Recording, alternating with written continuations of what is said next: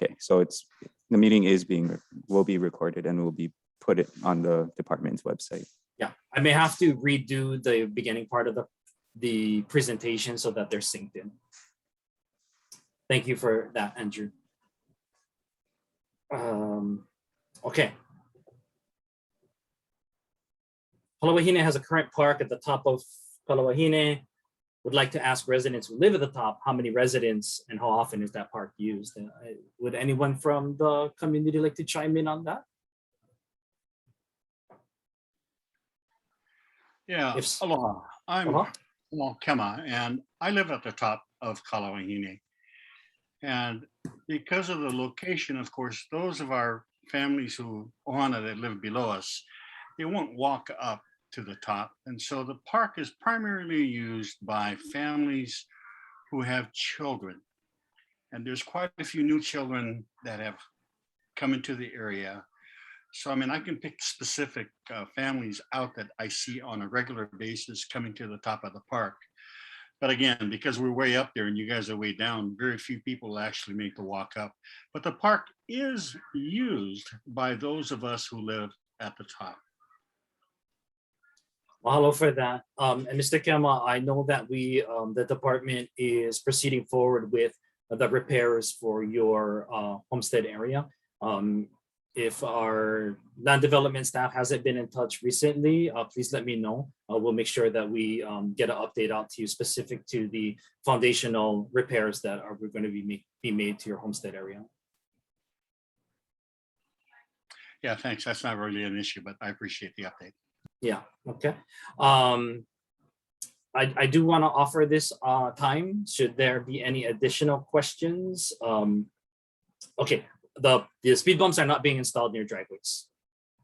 So we've asked the contractors to design that around any driveways. And then I do want to offer this opportunity. Should there be any questions that anyone would just like to unmute and maybe ask any questions or clarification with regard to any of the items that we've brought up?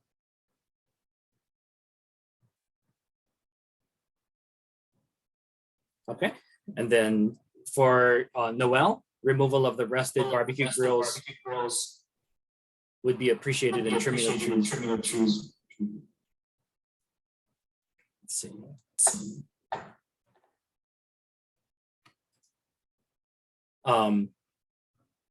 So Noel, I see your comment with regard to the barbecue grills, and then there's some trees up in the area that you would like to see maintained. I will relay that to our land development division to see if there's an opportunity to do on the tree trimming side. I don't know about the rusted grills. That's something that I'll have to look into, to be honest. I don't know that I don't know that we are in a position to make those replacements, but I can find out and I can get back to you for sure. And then Laura, I think you were trying to unmute and ask a question, but we were getting a little feedback. Would you like to try again to unmute and ask a question? Okay, thank you. This is Laura Puckert. We were going to ask the same question about tree trimming. We live on the Mauka side and, you know, along the stream, and there's a lot of overgrowth of the trees. And we're just wondering if at some point will there be tree trimming? Thank you. Go ahead, Rick. Is that above on the upper side, you're saying?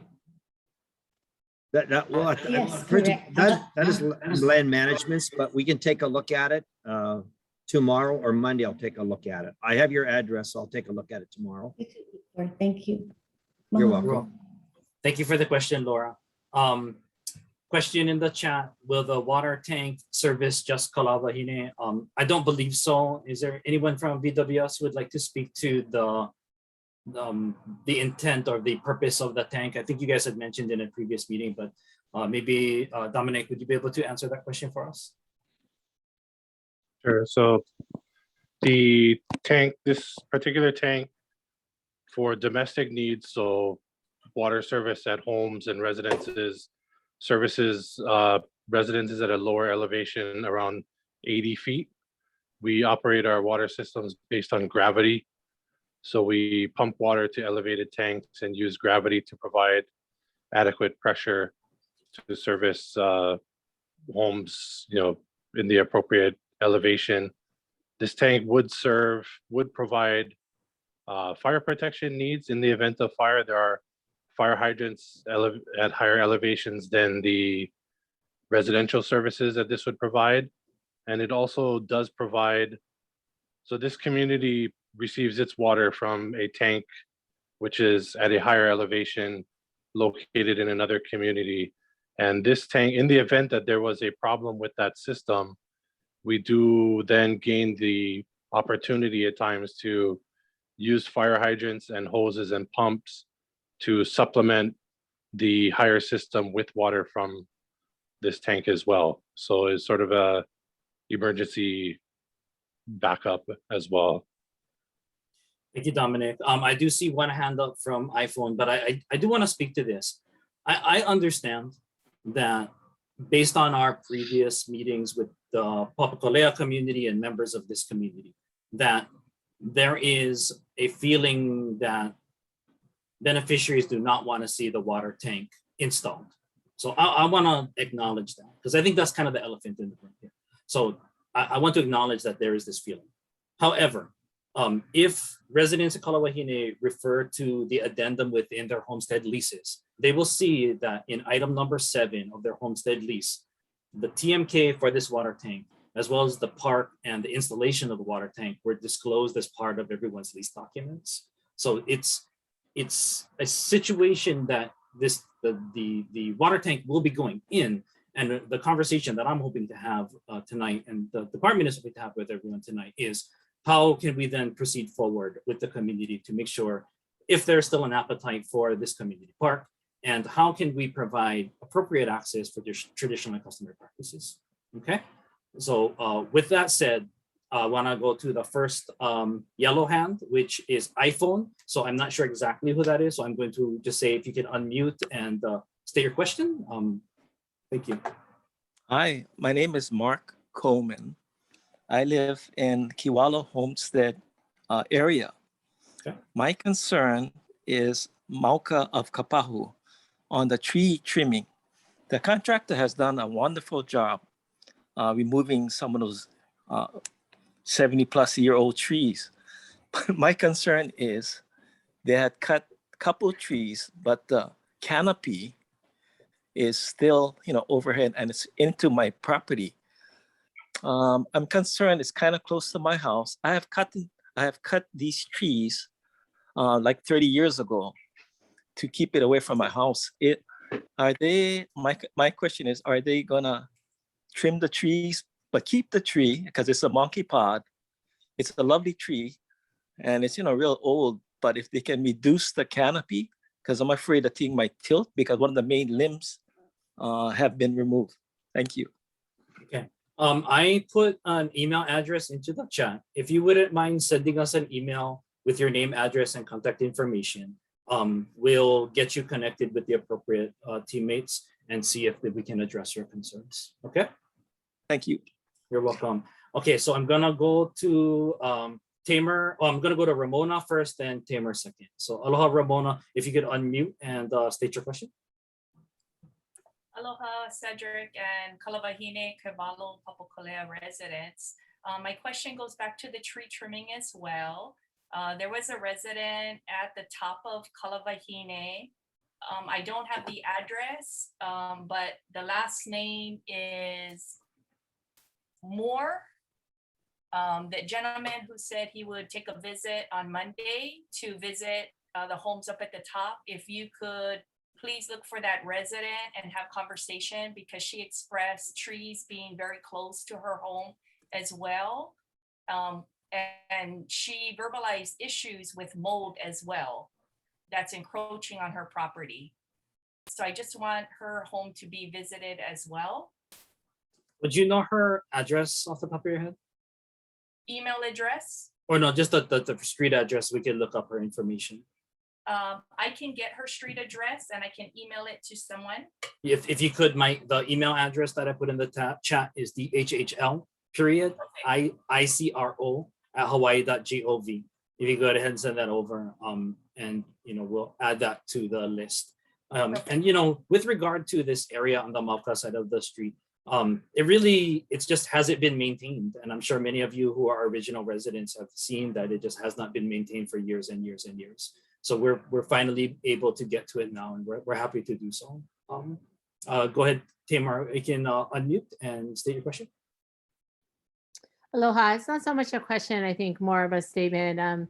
I can't even have the conversation about any further construction in our area because I do not believe, as stated in 1998 and further documents relating to the soil, the topos, and the geotechs, I do not feel our community and homes are built in accordance to the requirements of those surveys.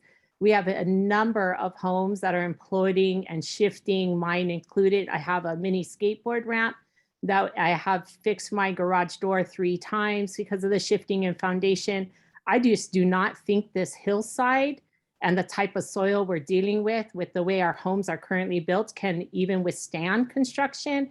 And I think the larger question, and I believe the legislature and past legislative bodies have put out, like in resolution number 93 in 2001, have been bringing this issue up multiple times about construction in the area, the concerns of soil, climate change, flooding, and we have pillars imploding, foundations shifting, doors unable to shut. It is pervasive, and I'm shocked that we're even having a conversation, regardless if it's in the lease, about the border water supply until we address the life and safety issues and the conditions of Kalāwahine, particularly on Ha'alelea. So, that's the first order of business before I think we even go down that road. I think this is a really good conversation to have, Tim. If we can get the appropriate support, and I think that if we as a community can come together and go to the legislature and ask for these significant capital improvement funds that we need that can address concerns in aging homestead communities. We came out of this last session with the most funding for capital improvement that the department's ever seen, and we're also getting funding for positions that we haven't had in the past also. While we are still short-staffed, we're starting to see the funding mechanisms come forward. And I think that it's going to take the efforts of the department and the efforts of the community to really go into the legislature collectively and say, we've got significant problems in our homestead community. We need funding to address it. And the department's willing to address it if we can get the funding together. And I hope that we can come to an agreement. I'm sorry, not trying to cut you off. I gave you a historical background on this. Sure. KIC built this knowingly that in 1998, Hawaiian Homes even addressed the soil geo concerns, wrote several things on the EA regarding border water supply. You got to remember, I'm 7 chairs in. So unfortunately, I have this 20 plus historical memory that maybe I can help catch you up to speed. These issues have been happening from day one, and the Commitment Investment Corporation that DHHL hired as the developer filed bankruptcy because they knew of the homeowner issues, because they cut so many corners using used materials, neglecting to put hurricane clips in, failed to give appropriate painting, and lacked the foundation needed for this type of environment. That's what we bought because we didn't know, right? We're all excited to move into new homes. We get in within the first year, then we turn around and there's no recourse because they're bankrupt. There's no one to go after. So I almost feel like asking us to go to the legislature to find the money for an aging homestead, it was improperly built from day one because it didn't address. So I just want to give you that perspective before you go down the road of trying to rally us up to find money to resolve DHHL's problem. It's our problem. Right. It's our problem. I'm not saying it's not our problem. I'm saying that legislators don't always listen to the Department of Hawaiian Homelands when we go in there by ourselves and ask for money. That's just a fact. And if anyone wants to show me otherwise, I will listen. But there's not been a great success story of DHHL going in alone when we go and we ask legislators for money, because they don't necessarily listen to state departments. They do listen to their constituents. That's all I'm sharing. Yeah, so real quick, just to wrap up, I just don't see how we can even talk about a construction project in our community without addressing the current concerns, because I can guarantee you, you're gonna see massive issues on Ha'alelea. We have sinkholes happening. So who's gonna pay if I die? Right, so because our houses could collapse at any time. I've seen what's happening on our street without construction. So I'm confused after all of these. Now, these are things that have been on record with DHHL for 21 years, because I was the second home on Ha'alelea, 3 garage doors later, went after them, crack after crack, skateboard ramp in my living room, etc. on deaf air. So I'm just bewildered that we're even talking about a major earthwork project that could jeopardize an entire community and our livelihood, and we paid mortgages. So if I'm hearing you correctly, you would like a better investigation by the department to assess the problems that the beneficiaries are experiencing with their homes. And a cease of all construction until we are, and I want also assurances, if you guys are gonna go off and do what you always do with whoever else, like Hart and Mauna Kea, whatever, I need it in writing that we are gonna be able to come and seek damages and be fully compensated, because there is gonna be damages. So another lawsuit, is that what I'm hearing? Yeah, Carol Fukunaga, I believe, publicly came out and asked Board of Water Supply and DHHL, because she's read all the soil reports and environmental assessments and recognized that this neighborhood was not built in accordance to the requirements of those surveys, and said, so who's gonna pay for life loss and damages to homes and rebuild or complete demolish? Like, that's where we're at with these soil conditions. And I just think we circle around it all the time, because that's what usually happens. And I think it's unacceptable. We just have to say stop.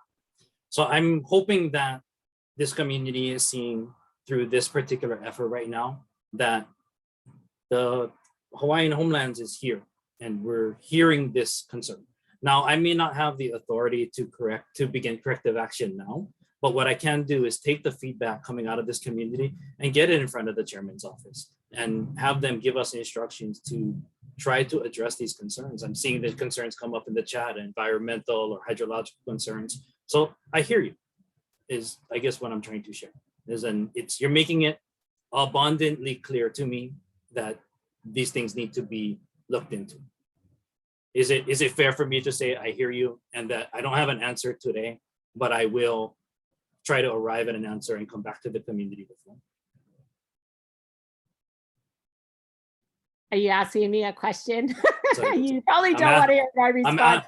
I just asking if you think it's fair.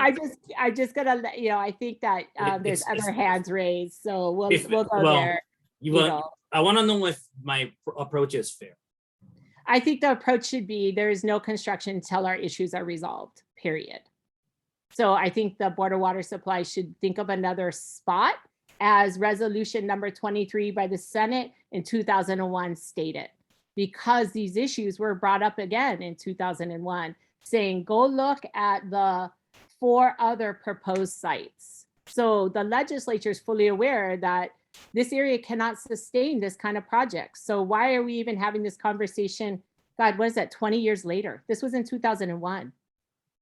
Is it 2021? That's my point. Now, that is very clear. So I hear you. So we're going to go to Auli'i. Go ahead. Hello. So we've been putting in the chat all of our issues. We're on 2034 Ha'alelea. We're on the same side as where the water tank will be built. And since we moved in, we've had multiple issues from day one. My sister is connected to us, 2038 Kalāwahine. We took a survey of all the things that we've experienced since we moved in. And we actually put a bunch of it in the chat, but what concerns my husband and I is mainly that there is water seeping underneath our garage in the dirt. With any movement in the back, it could shift our home. There is spalling on 4 different columns. It is very bad. We have pictures. The concrete has cracked open on 2 of them straight down, rusting happening on the inside. If something should, an earthquake, our home will fall. So we're very, very concerned, and we do not want the water tank to be built because there will be trucks driving down, shifting in the back. We had to build a wall to help sustain so that the shifting wouldn't continue. And the water still continues to pile up underneath our garage in the dirt. It's wet and moist all the time. I'm right across of Tamer. So she's probably experiencing the shifting and the water. Maybe the waterfall is flowing down from her to me. I'm not sure, but it is constant. When there's a big storm, it is big. It is huge. We've actually videoed water just flowing constantly out of the dirt. And so it's a huge concern for me, and as well as my sister next door. She has pictures of her garage, deep, deep cracks from the beginning, from day one. When we first moved in, our home was the last house on this block to be built. They built my sister, skipped mine, and they kept going down the street. We were the last ones to move in. And what was your address again?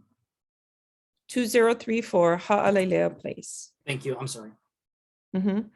So if you can see in the chat, there's my husband typed in there. We are having spalling issues where our columns that our house sits upon is cracking. We're concerned about the building of the water tank, vehicles driving up and down the slope, and it impacts on the foundation of our home. Then he also wrote, we are also having streams of water coming out of the dirt under our house, which is eroding away the soil around the columns and foundations, which is causing the rebar within the columns to rust and expand, which causes the columns to break. Our home sits on these. So super concerned. We'd have cracks in our ceiling. We had to replace it before. We had water from our bathroom tub go down into our garage, and a hole created. That was when on a huge storm night. So a lot of different things have happened. I've heard a lot of different other homes where their soil is eroding around their columns underneath their home as well. So this is a very deep concern since we are the closest to where the water tank will be, shifting, moving. You know, what is happening with the water flow underneath our whole community? We've already knew of another friend who had to move from the area because she had water flowing underneath her property, same thing. So we need to address these concerns. We're very, very concerned about this. And I, for myself and my sister next door who couldn't be on, we are both do not want the water tank to be built. If we can find another place, find another space, that would be, I echo what Tamer had shared. In 2001, it came up. I think that this needs to be addressed because it's about our safety. Thank you, Ali. Thank you, Ali. I'm gonna, Ramona, I do see that your hand is up, but I want to allow Ka'apuni and Megan to make their statement, if that's okay, and then I'll come back to you. Aloha everyone, this is Kalāwahine. So we're from Papakolea and we're sending our all of our aloha to our Kalāwahine Ohana, and we stand in support of you folks. But I think the conversation is interesting, Cedric. So I just wanted to come out and share that as the department looks at fixing homes, you know, for us in community, Kalāwahine is 20 years old and they're still fighting. Kevalo and Papakolea, you're looking at 50, 60 plus year old homes. Now you want to talk about fixing our foundations and home shifting, right? It's really, it's a much bigger picture than them, and I understand that, but I think as we look forward to fixing, for me, I'm like, oh, my house is in that pot too. So I'm right there with them. And I'm putting, Papa Kalāwahine and Kimalo on the table with Kalāwahine, and I just wanted to put that out there, but mahalo. Thank you. And the department did have a meeting just like this with impacted residents in Kibalo with regard to rockfall happening near their homestead areas. So, and then in November, we are having another community meeting similar to this to discuss with the Papakolea community some of the sewage problems that we're also having. Again, an aging community. We have sewage systems that the city and county is not taking care of. It's on the department to bring it up to standards so that they can take care of it. We'll be having that conversation a little bit later. I see some questions coming into the chat, but Ramona, I see your hand up as well. So please go ahead. Thank you, Cedric. I just wanted to also convey to you, I'm not sure if you're aware, but there was a letter that I transmitted via email to William Isla, Peter Albinio, and Andrew Choi today, listing Kalāwahine residents' concerns that we learned of when we held our own community meeting on Sunday, October 17th. It's a 2-page letter listing bullet items, all the issues that various residents are all experiencing in our community, as well as a request for next steps in that letter. If you haven't seen that letter, I'll be happy to share it with you. Thank you. I would have loved to see that letter before I opened the meeting. But my email is in the chat, Ramona. Please send it to me. I think if anything, this conversation is really allowing me and the department staff who are here to hear these concerns. I've been with DHHL 3 years now. And while I have heard the issues with the water tank, I've heard issues with homelessness, I've heard issues with parking and traffic and other things. And there are some specific foundational issues with homesteads. This is the first that I'm hearing of really this widespread issue with the homes. So I thank all of you for your candidness and your participation here tonight to at least bring these things forward so that the department can hear from you. Ernie, I see that you have your hand up. Please go ahead and unmute. Aloha and mahalo, Cedric, and aloha, everybody. Ernie Lau, I'm the manager and chief engineer for the Honolulu Board of Water Supply. So I've been listening very carefully to what's been expressed by our community. And okay, Helani, my apologies again for not responding to your letter sooner. That's my bad. I let that drop the ball. I dropped the ball there. But this is very good information for us. I'm listening very carefully. And I'll reach out to Councilmember Fukunaga to get her perspectives on what she's read and reviewed. So thank you so much. Mahalo, Ernie. Appreciate you being here and commenting. Thank you. Kahealani, I see that you have your hand up. Aloha to you.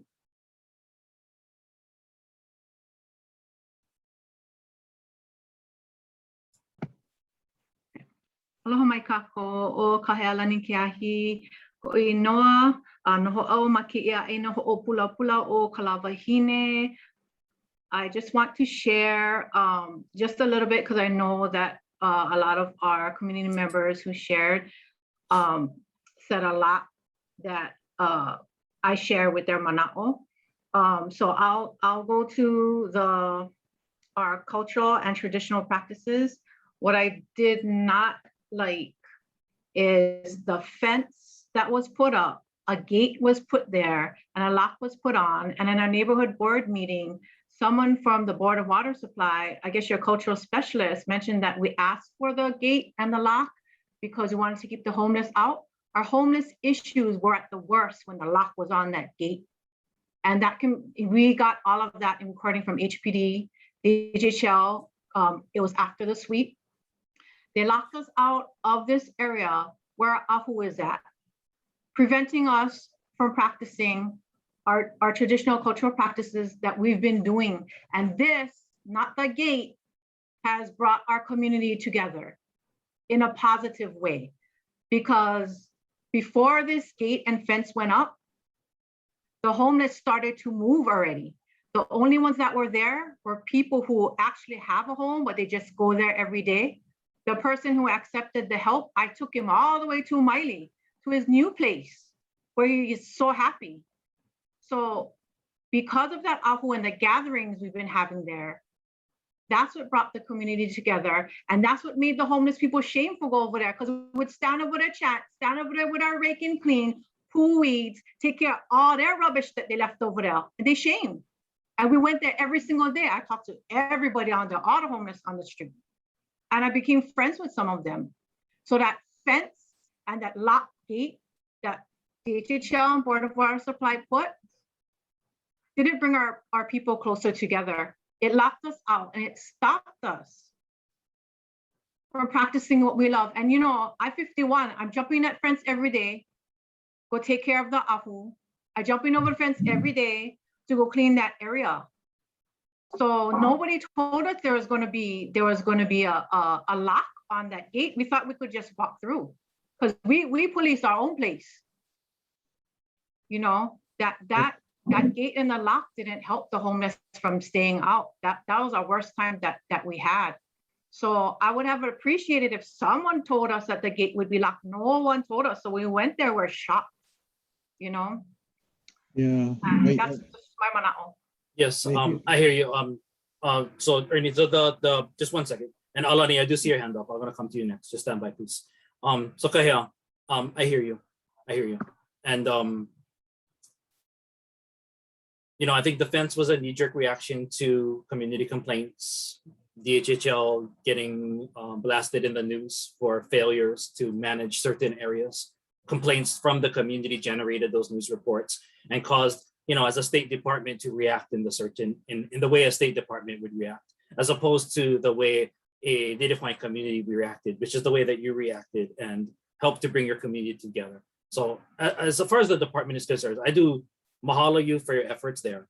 And I think there's a way that we can try to heal where we're at right now. And that's a part of this conversation. You know, how do we proceed forward? If it's a collective agreement that, you know, that ahu is going to be there and that we want to provide that access, let's have that conversation. Let's put a homestead association together, or even not a homestead association. Let's just put a group of Native Hawaiians together that we can provide access to. And if you have my number, if I would like to reopen this conversation with you and your community, and let's see how we can, you know, arrive at a solution that that meets both of our needs. Would that be okay? Yes, mahalo, Cedric. We had this conversation a long time ago. So brother, I was waiting for you to give me the answer if we could get access to that area or not. So Auntie over here, and need jump over the fence. No, I hear you, and I know we had it a long time ago. And one of the challenges is, and Andrew and I, this is our 8th community meeting in 2 weeks. So there's just not a lot of us to go around. But this is a priority for us. We do want to address it, but I think we needed to have this conversation. We needed to sort of kind of open up and really, you know, have a larger community conversation, go wide, and then come back in. So if you would reach out to me, in fact, I'll reach out to you tomorrow and let's just figure it out. I do see in the chat that there is an interest that maybe clearly there is a site visit needed from the department. So I think I'll work with our team and we can come out and we can talk about some of these issues that are going on. Okay. Dean, I do see your comment in the chat. Kahea, go ahead and make your last point and then I'll come down to Alani. Yes. Okay, since I got you on, brother, can I ask you right now, we're going to have our aha for Lono Ikamakahiki. It's coming up soon. So our community already had it, you know, have been doing this before without the fence and lock gate. So I want to ask you now, can you unlock that gate for our aha for Lono Ikamakahiki? We will work with you to do so. That's why I'm going to reach out to you tomorrow, because I'm aware that it's you know, it's in a couple of weeks. You know, Makaiki's right around the corner. So I understand that. That's actually one of the reasons why we're trying to squeeze this meeting in before November. Mahalo. No, I was there. We actually had this meeting scheduled in November when the sewage meeting was with Papakolea. I was like, no, we got to put Kalāwahine in October so we can have this conversation. So I'll reach out to you tomorrow and we'll start from there. So okay. Li'i, I see your hand up. iPhone, I see your hand up, but I want to go to Alani first and then we'll come back up. Ernie, are you okay to hold on for a second too? Yeah, no problem. Okay. Cedric, go ahead. Thank you. Okay, Alani, please go ahead. Aloha, everyone. Thank you. My name is Alani Apio, and I'm the cultural liaison for the Board of Water Supply.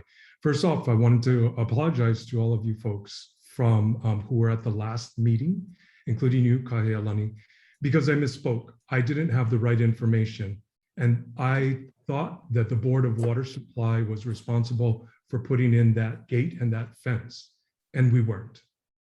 So I just wanted to make that absolutely clear that Kalamai, I went back and Dominic was very kind. He's like, Alani, let's talk. So that was what I thought based on talking to some other people. It's not the truth. That was DHHL. And we were as equally surprised as you folks when we tried to access our site that there was a gate locked and we then had to go get access. I know Ernest may have more to add and or Dominic, but I just wanted to make that apology. Kalamai, it was not our intent ever to block access in that way. Thank you, Alani. Ernest, do you have anything to add for that? Yeah, Kalamai, if anybody needs access, to BWS lands that are open for cultural tradition and customary practices, we are very open to that, and we have a land division that works with people that make that request. So you can reach out to us if you need access to our properties. Okay. Thank you, Ernest. For the time being, I'll work with the community with specific to the Lele and the area that's there. Oh yeah, no problem. Sorry, Cedric. Better to work through a single point to avoid confusion. Yeah. Don't worry. Okay. Li'i, and then back to iPhone. And then I do see Dean's comment in the chat. Yeah, so Dean's right here. But first, I wanted to say mahalo for this meeting because I think our last meeting was at Stevenson, and then that's where we kind of addressed our issues. And I do want to say that I am completely grateful to Papakolea and Kewalo, and just with this past COVID, growing closer to them has been really helpful. Being down with Auntie Faitham and Megan, and being able to rally around unity is important. So I just wanted to say how grateful I am to be on our homestead, and of course, yes, we're bringing up all these issues, and it's difficult because it feels like we've been talking about this, and a lot of people have issues, right? But we've been trying to deal with it on our own, and trying to figure out how to pay for this, how to look at how to fix it, how to do corrective action with it when there is no Kamehameha Corporation anymore, right? So that it feels like you're in the dark, but being able to bring it to the table today and share, we want to say mahalo for that.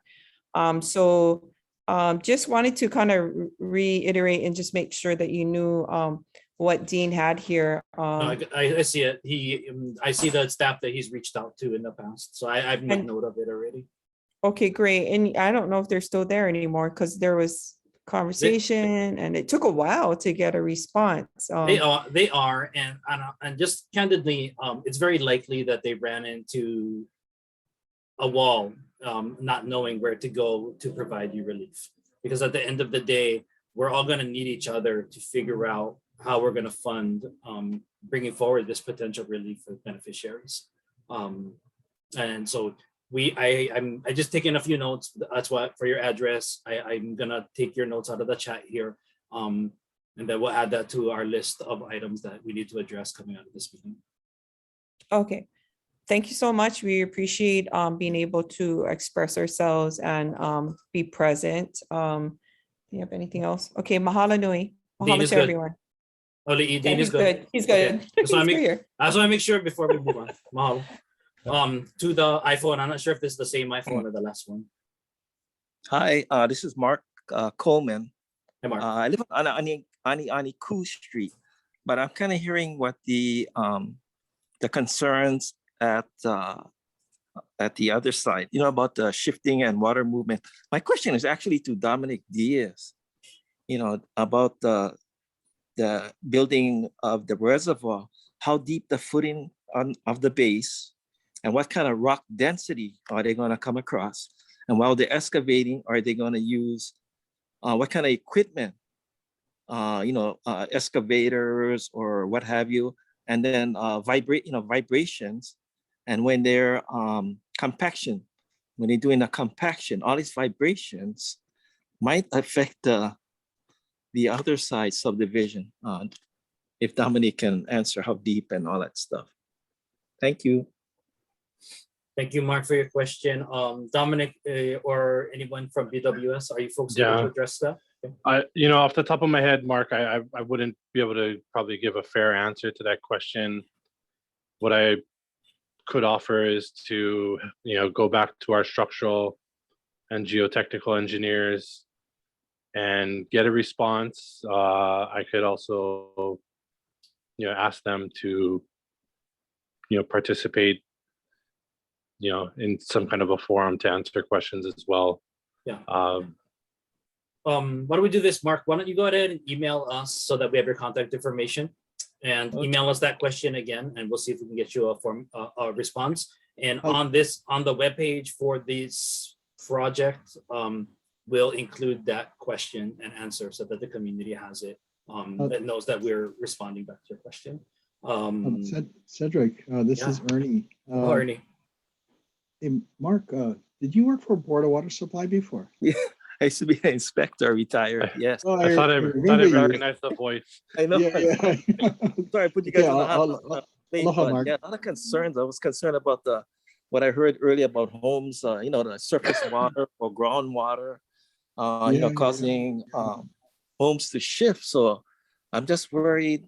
My thinking is, when we excavation, and then what we're gonna move is rock, and then the equipment we're gonna be using, the compaction. I'm trying to make sure that the thing is done right for the homes and everybody. Yeah. But thank you. No, thank you. Nice to hear from you, Mark. Oh yeah, good retirement. Thank you, Mark. Please send the question over so we can get your old co-workers to come up with the answer.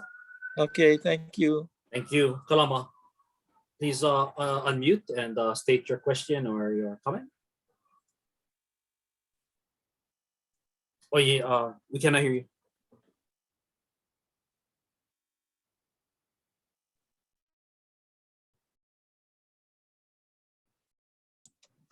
There you go. Good evening, everybody. My name is Kalama. My neighbor is Tamer. Ali lives across the street from me. Deborah Bush is also my neighbor.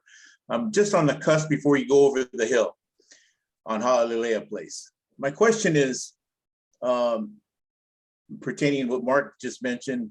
Has there been any design build for the hillsides on both sides of this water tank? Is there anything, any type of implementation that you'll be supporting both sides of those hills? Because there are homes on both sides that are being, there's one house on Anianiku that's just sort of being built. And is there any foundations been set apart for any type of structure or any type of concrete systems in place for these hillsides to support it? Tamer mentioned earlier about, and so did Ali mention about, their piles, their concrete columns are fractured, exposed rebar, which causes falling, which causes rebar to rust. And with this tank, are there piles going to be driven in the ground? Are they going to be coring out? Is it a big footing that you're going to implement? Is it a four-way slab? What type of design is it? But you're building a all concrete build, and with rebar. And having been an iron worker for the last 30 years, I've done a lot of water tanks in my life on the mainland. And I was just wondering, I'm really concerned about, you're building at the bottom and you got two hillsides to support. And with loaders coming in, excavation material, has that been implemented already? Is there a design on that where we can look at and see what type of, or are the hillsides just freestanding? That's my question. Thank you, Kalama, for the question. Dominic or Ernie, would you guys be able to address that tonight, or is that one that we have to put into the response for later? I have other staff, other engineers on the call too. Dominic, do you know, or maybe Lester, Lester can help us with the answer on that, based on the design plans, the construction plans. So I'm not sure I understood all the questions. I'll speak to. There was significant structural design built into the project. The Mauka side of the tank, so Ha'alelea side where they're excavating down, there'll be a retaining wall, and integrated with the retaining wall are anchors back into the slope. So you'd be putting a basically to doing system, basically tying back the tiebacks? retaining wall, but not just yeah. From what I understand from the structure, they're pretty significant tieback systems, and then basically the Namakai, so the west side of the tank, the Anianiku side of the tank will be set on a there'll be a low rise retaining wall on the low side, basically setting the foundation, the tank foundation level there. So yeah, retaining wall on the Ha'alelea side tied back into the slopes under, the tiebacks extend under Ha'alelea plates, not under any homes. It's in the portion of Ha'alelea that doesn't have homes built. So just tied back under the roadway, and then a structural retaining wall on the other three sides. So Mauka, Makai, and Eva side of the tank, an elevated retaining wall system to support the foundation. But the full scope of all of the structural work, I'm not a structural engineer. I would be more inclined to have our structural consultant, really explain to you, how the system works, and Okay. So to be able to hear these concerns. I've been taking notes actually to make sure, that there was a significant amount of boring work done and investigative work done to develop their structural plans. But yeah, I have been taking notes and make sure things I can circle back with them. Okay, because here we go again, coming back to the existing properties that are above that basin tank that's to be built, if to be built. But Tamer and everybody has stated, here we are, and we're going to implement something under the street. We're going to drill holes. We're going to core holes into the hillside with some type of monitoring system, I would imagine, that you have implemented, correct? Whether they're tiebacks or Dewey bag systems, I've seen it all. But we already have an issue before we even started to create more of an issue with the existing homes. And I guess that's the fundamental thing that we're just trying to imply and convey to the board, is that we have existing conditions before we compound those conditions with a futuristic water tank to support people below us, which I don't mind supporting, having something built to support the lower land. We already have our existing and we already have our own issues, but coming back, I really think that, Cedric, that this really needs to be addressed formally, presented in meetings, whatever we need to take that course of action, but I'm just putting my thoughts in. Thank you. Thank you, Kalama. And I think if there's anything that is being made abundantly clear to myself and the department staff who are on this call, is that there's some serious challenges that we need to work through and improve. And they've been ongoing for nearly 2 decades. And, we need to identify a way to proceed forward. We all know that the developer who put together this particular homestead subdivision is no longer around.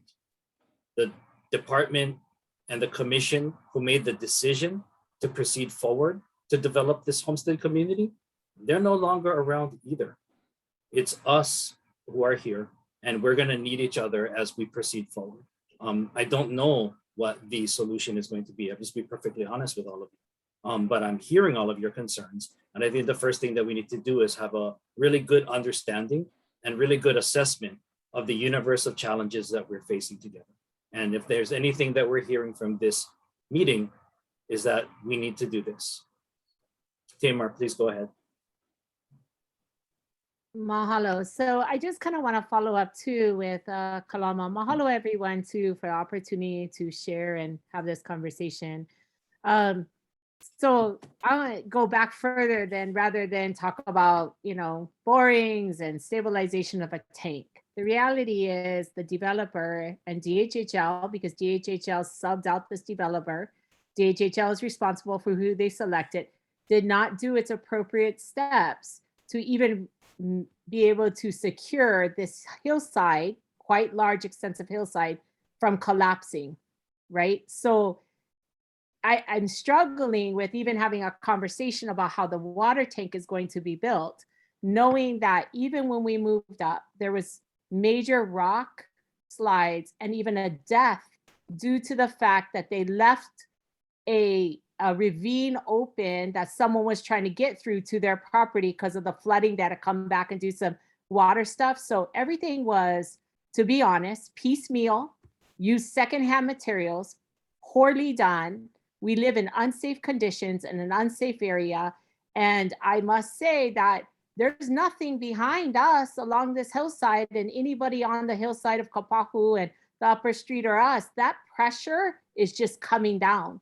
So now this is why I say we can't even have Board of Water Supply on the table until you secure that whole mountainside to make sure it ain't gonna collapse on us, and make sure that the homes we paid extensive mortgage for what we believed we were gonna get is taken care of.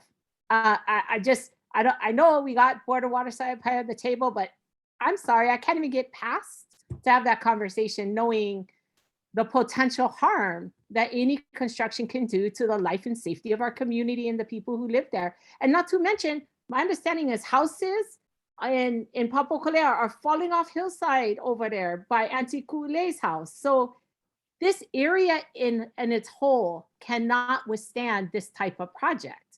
And so I'm concerned, and thank you, Cedric, and everybody for hearing, but how many times after 21 years do we have to keep saying this, right? And Papokolea and Kevalo said this before even Kalāwahine was built. It's in their testimonies, it's in the writing saying, hey, we watch the way the water flows. You can't build a house over there because that house is gonna get flooded. And sure enough, that house gets flooded every time it rains. So, I think the efforts of DHHL need to take Board of Water Supply off the agenda until we resolve the issues of Kalāwahine, Papokolea, and Kevalo to ensure the safety of the beneficiaries, of which you represent, right? You work for us. The trust works for us, nobody else. So until we are ensured that our life and safety is protected, including Papokolea, Kevalo, and Kalāwahine, there is no other construction to the benefit of anybody else but beneficiaries. Kalamai, just gotta say my piece. Your piece has been made. I hear you loud and clear. I don't think I could hear it any more clearer. Okay, so and I want you guys to know I hear you guys' frustration, but part of this conversation, and I was joking a little bit earlier, but I'm 100% serious. When we crafted the agenda for this particular meeting, these issues were not on my desk. They just weren't. Mr. Kema's house, I was aware of that. Rockfall mitigation for those on Kapahu Street at Anianiku, I was aware of that. When we crafted the agenda, and my fault, I did not know the significance of the conversation that we're going to have tonight. So that is my kalamai for having this agenda the way that I crafted it. But at minimum, I'm hoping that everyone on this call hears that we're hearing you. And I think the next steps will be for the staff to regroup on this following this call, conduct a site visit, figure out how we're going to assess the universe of the challenges that we're at, and take it forward. And then at the end of the day, because KIC is no longer in existence, we're gonna have to figure out how this gets funded.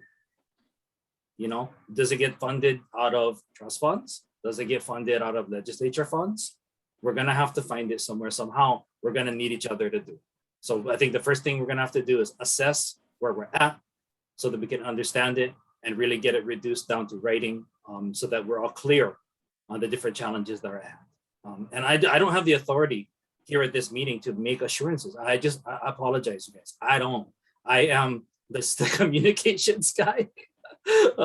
But we're hearing you guys, and we're gonna have to have we're gonna have to have the assessment and come back out to the community again. Mahalo, Cedric. Don't worry. I've been here and seen 7 different chairs. So the rotation of your chairs is every 2.5 to 3 years. So no matter what we say, we just have to keep repeating it. So no worry, we understand it's not you. So mahalo for being the heirs to them.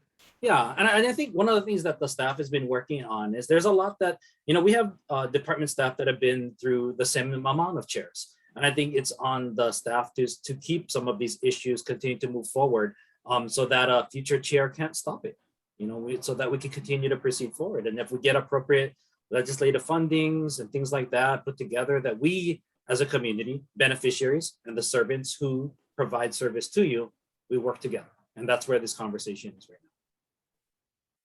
now. Mahalo, Cedric. You're welcome. I do want to give an opportunity for some of those who may be dialing into this meeting and not on the Zoom platform. I just see some telephone numbers. If there's anyone who just has dialed in that would like to make a comment or a question that's using their cell phone, if you go ahead and unmute at this time and maybe state your name and your question, we'll go ahead and hear it. Might not have the answer, but I do want you to get your question on the record.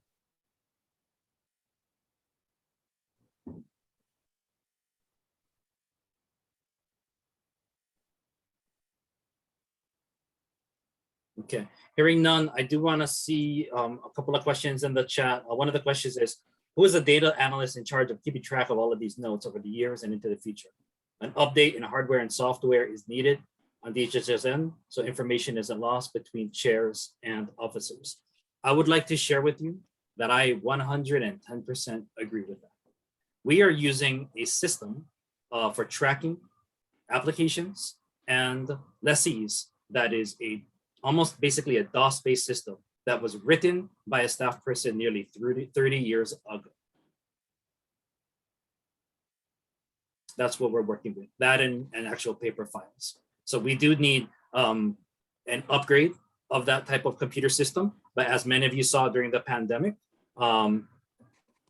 organizations, the state departments like ours and Department of Labor, Industrial Relations, we're as a state kind of behind the times as far as technology upgrades. So I agree with you that we do need to improve our technology in service of beneficiaries. And if I had a magic wand, I would like all of you to have all of your information at your fingertips. You can pull up your lease information, anything like that right off of your phones. We're not there yet, but I think it's something that we all would like to see happen.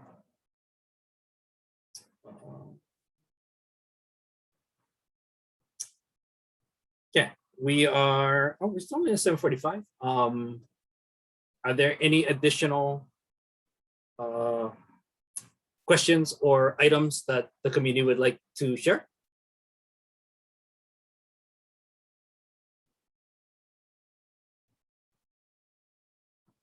Okay, hearing none, I am going to, I think where we're at right now is, go ahead, Ramona. Cedric, if we could wrap up the meeting before we adjourn, if you could just maybe summarize what our next steps will be in terms of keeping the residents here informed of today's meeting, like what will be the next steps and how will that be communicated to all of us? If you could just succinctly cover that before we adjourn, thank you. That was my intent at this time. So number one, for the tree trimming concerns, I put an email into the chat for those who had questions specific to the tree trimming exercise. And Rick Spear from our Land Development Division and I will reach out to you and we will see what we can do specific to the tree trimming. On the item of the speed humps, we will do a direct mail postcard, just like you received to be invited to this meeting, to advise you of who the contractor is and when to expect that work to be done in the community. And then lastly, I will regroup with our staff internally to come up with a time where we can do a site visit. Ramona, Tamer, Kahealani, some of those who have been vocal on this call, I'll reach out to you and we'll identify a time that's appropriate and we'll get the appropriate staff out there so that we can reduce down to writing the universe of concerns that have been covered in tonight's meeting. And then also just personally, I will reach out to Kahealani to have the conversation with regard to makahiki practices in November. Sorry, Cedric, real quick. Mahalo, can you make sure Auli'i and Dean immediately get a phone call, please? Auli'i And Heli, Dean and Heli, you need to immediately go to them. So those of you who have brought up concerns to Tamer's point, please send me an email into the, I'll put my email into the chat one more time so that you have it. And then we will see how best we can address these concerns. I do want to say, I, again, don't have the most authority to get things done, but I at least have the authority to hear your concerns and get them onto a list to do.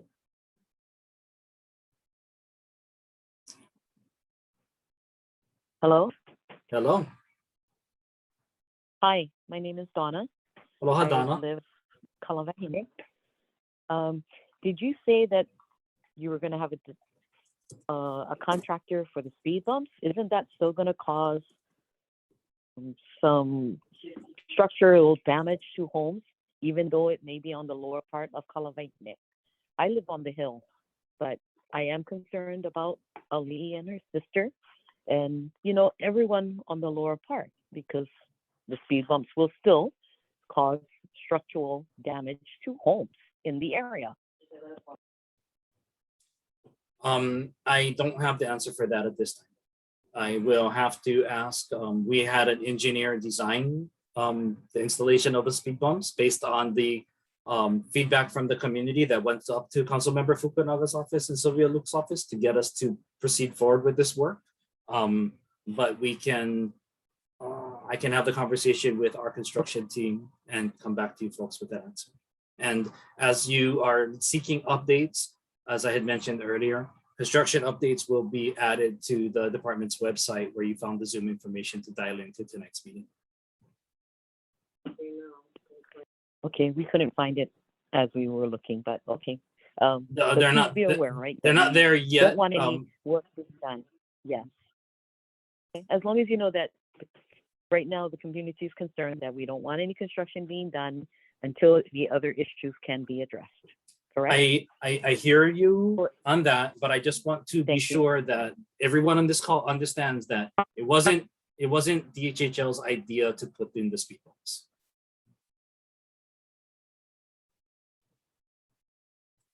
It wasn't our plan. We were asked to do it, and the representatives and the council members encouraged this for a traffic calming measure. Yes, Kaya.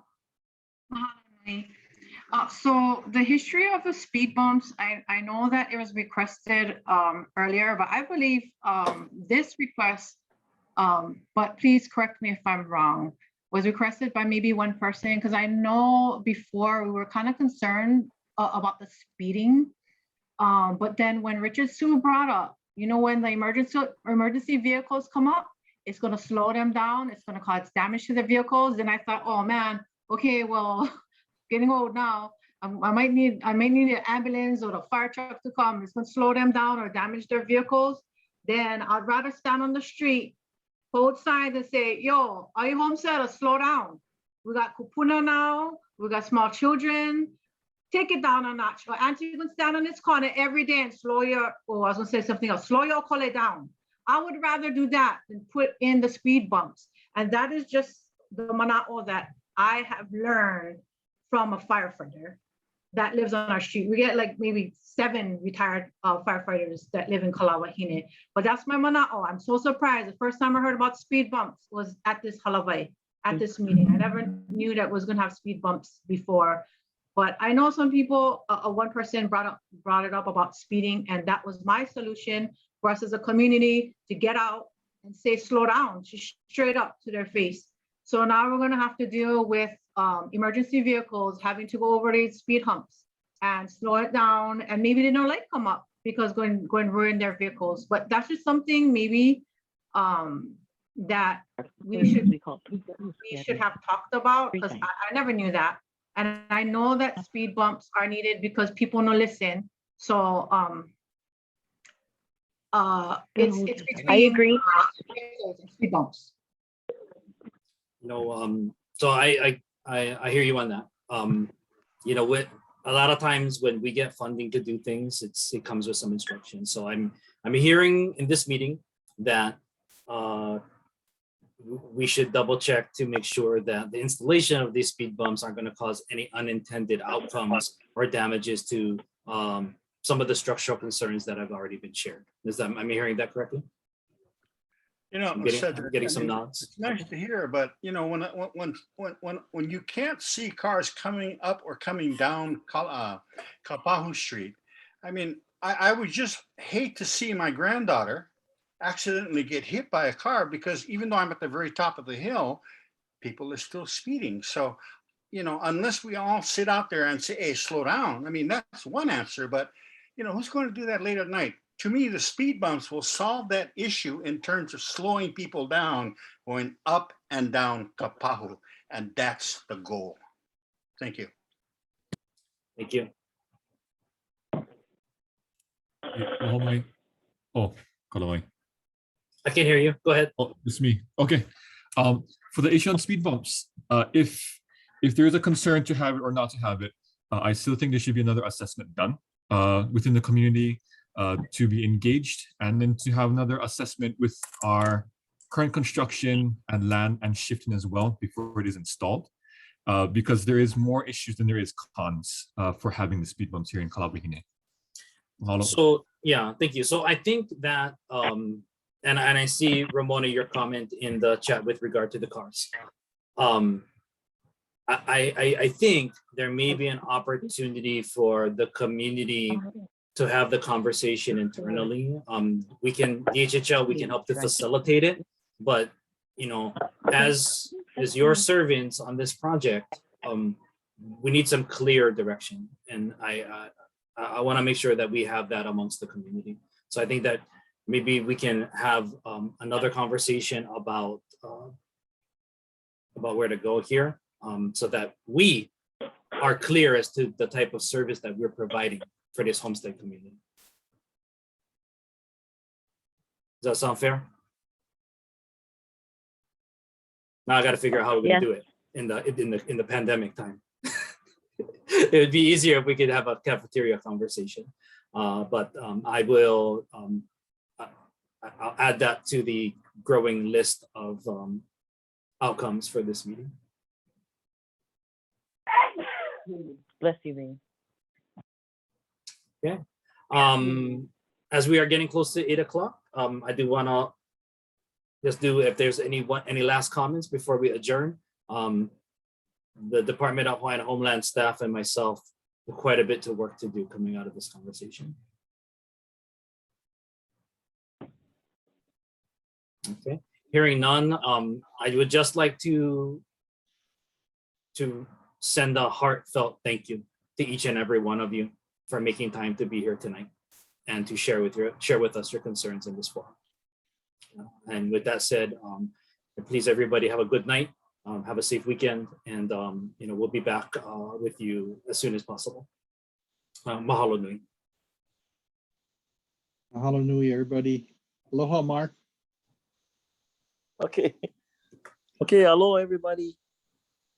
Aloha. Thank you.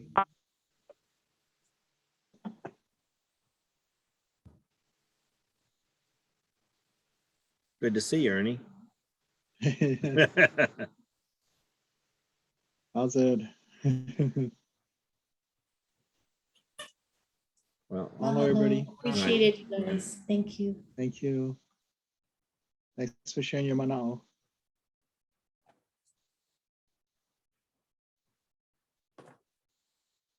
Hey Ernie, thank you for being on the call. I really appreciate it. I know that was probably some difficult things to hear, but I really appreciate you taking the time to be here with us. It means a lot to have you guys, kind of to be along the ride with us.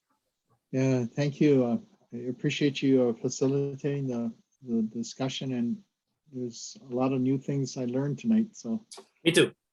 Yeah, we should probably maybe when we can huddle again to better understand the broader issues. yeah, I think as part of this, some part of the outcomes here tonight, we'll circle back to you and your team and kind of keep you posted on where we're at.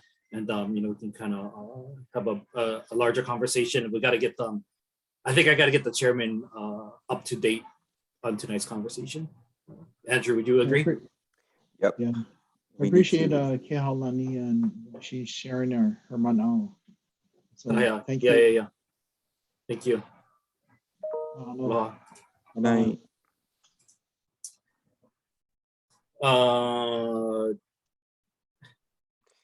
Andrew, Well- Perlene, just so we got tomorrow 9:30 at I didn't look where the meeting spot is at, but I'll look at it tonight. We But gotta go to yeah, up the H2. up H2 up to by the like the cemetery. Yeah. Okay. Mhm. Okay. So we're gonna are we meeting at the top? Like you go up to instead of going left to Costco, you go right into the cemetery, or that we're gonna. That's kind of. Okay. I think I'm not too familiar, but I mean they gave the name of the. I saw it. off-ramp. Yeah. You're right, Cedric. But the map doesn't.